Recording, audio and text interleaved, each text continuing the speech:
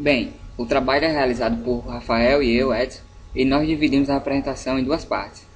Eu irei dar início e Rafael continuará mais à frente. Então, o nosso trabalho é sobre a extração de óleos essenciais e aplicação de lipídios na indústria de cosméticos. E lipídios, o que são, né? Bem, os lipídios não possuem uma definição muito específica, porque os lipídios são tudo aquilo, no caso, compostos que são insolúveis em água, mas que são solúveis em solventes orgânicos. E como se pode ver, temos alguns exemplos de lipídios.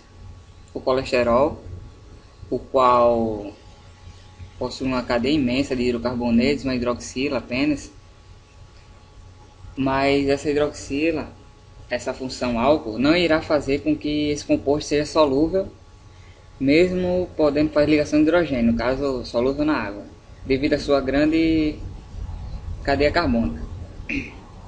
Também temos aqui o ácido graxo, que é um ácido carboxílico ligado a uma cadeia de hidrocarbonetos muito longa. E também o triglicerídeo, ou seja, a função éster, mesmo aqui. E também temos o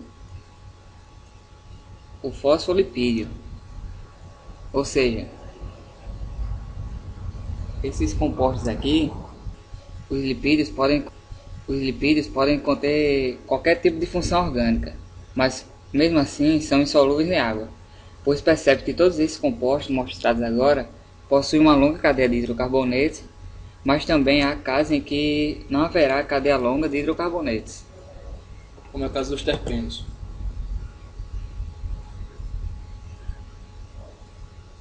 Um exemplo disso é o limoneno, essa estrutura aqui, a R e a S, onde são dois estereoisômeros terpenóis, que é o da laranja e o do limão, que possuem propriedades diferentes e são lipídios, e com cadeia carbônica pequena, no caso. E onde os lipídios são encontrados? Os lipídios estão amplamente distribuídos nas mais diversas formas de vida, desde as membranas celulares de bactérias até frutos como olivas e ricas em óleo. E também se apresentam em variadas formas, como os fosfolipídios, os ésteres, triacilglicerol e também os terpenos, que são hidrocarbonetos de aroma característico e variado. Mas já os lipídios de interesse nesse trabalho são principalmente os terpenos e os triacilgliceróis, pois esses são usados por suas características aromáticas e saponificáveis, respectivamente. Então, existem os métodos para a extração desses lipídios, e irei citar alguns ao longo da apresentação. E no processo de extração por arrasto de vapor, esse mostrado aqui na foto, a água é aquecida em caldeiras e transformada em vapor que circula por câmaras que contém a matéria-prima, da qual se quer extrair e arrasta as substâncias orgânicas, que são muito voláteis devido às suas interações de London, ou seja, o dipolo induzido que há entre a cadeia carbônica, que é muito fraca. E essa mistura de vapor mais essência condensada e uma vez líquida tem suas partes separadas por os óleos, que são pouco solúveis na água fria. E esse é o processo de extração mais comum. O fluido supercrítico é outro método. E esse fluido é um estado em que a matéria está sujeita a temperaturas e pressão acima do seu ponto crítico, não podendo distinguir entre os estados líquidos e gasosos.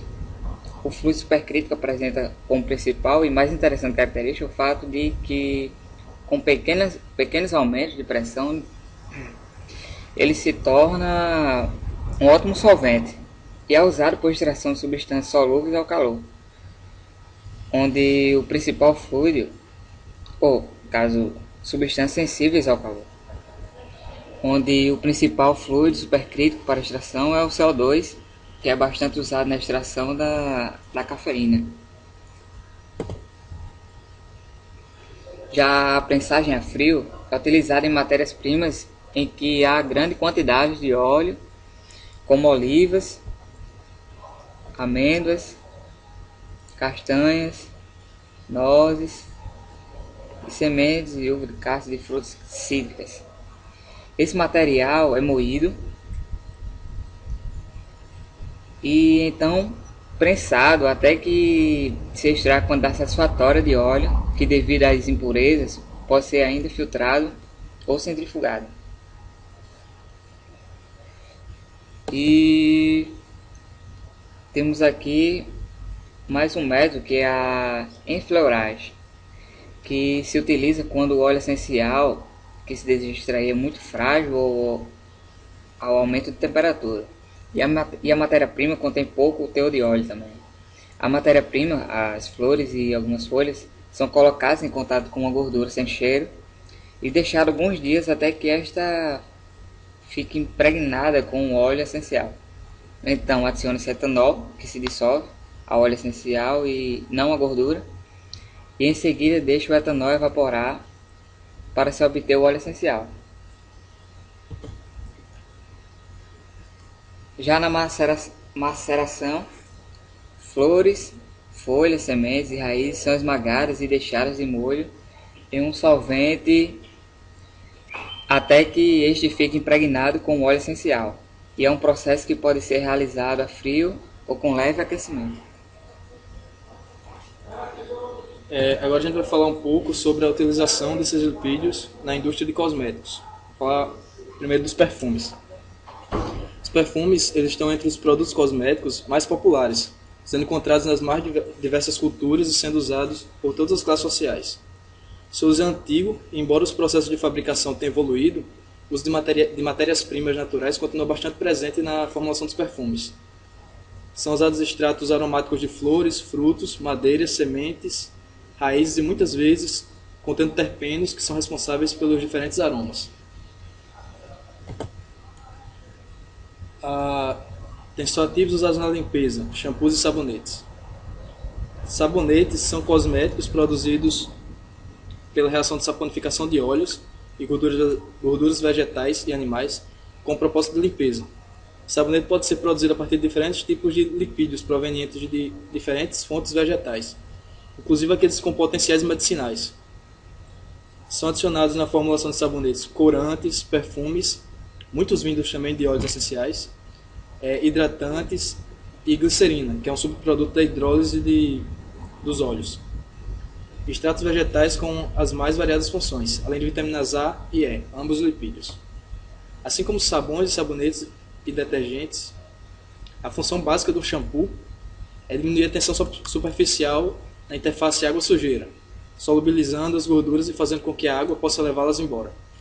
Muitos produtos são utilizados para promover efeitos extras, como perfumes, hidratantes, proteínas hidrolisadas, são adicionados à formulação do shampoo, além de reguladores de pH, conservantes e EDTA, que ele vai capturar o excesso de sal na água.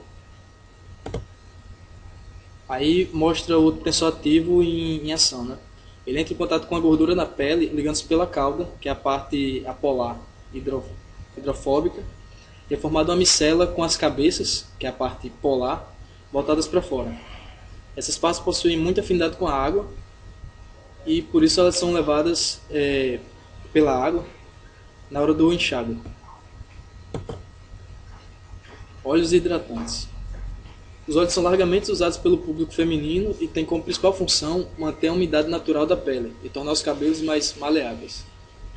Na pele, os óleos criam um filme que a protege contra a perda de água, além de terem poder de hidratar, e alguns possuem características medicinais, com propriedades anti-inflamatórias e cicatrizantes, além de vitaminas e outros antioxidantes. Entre os principais estão óleos de semente de uva, de amêndoas, de aloe vera, de coco, de abacate e de rosas. Os hidratantes são formulações onde estão presentes lipídios dispersos em água, que possuem função similar à dos óleos. Neles também são adicionados vitaminas, conservantes, corantes, perfumes também. E os hidratantes possuem água na composição, então eles hidratam e a parte de óleo protege, cria uma camada protetora. Eles têm essa dupla função. Enquanto que os óleos, eles têm a função só de cobrir a pele, criando a camada protetora para evitar o ressecamento da pele. É isso. Final. Então acabamos o que temos como aplicação sobre lipídios é isso. E, enfim,